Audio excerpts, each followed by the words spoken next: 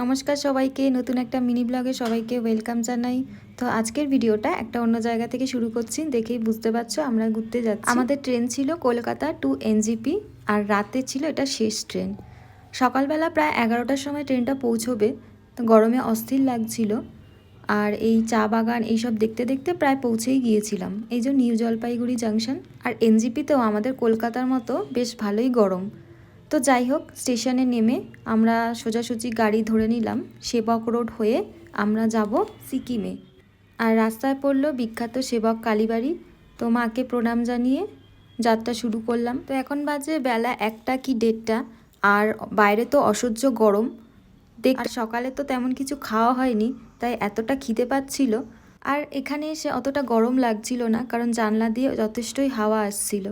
আর রাস্তার ধারে দোকানগুলো দেখে মনে হচ্ছিল যে একটু নেমে চা খাই, কিন্তু নেমে যদি চা খেতে যেতাম তাহলে দেরি হয়ে যেত। তো যাই হোক, এখানে আমরা চলে এসেছি একটু লাঞ্চ করতে। ড্রাইভার দাদা যেখানে নামিয়েছিলেন জায়গাটা খুবই সুন্দর। তো লাঞ্চে আমি নিয়েছিলাম সবজি ভাত, একটা স্কোয়াশের তরকারি, পাতলা ডাল, শিমের একটা তরকারি, আচার, ব্যাস।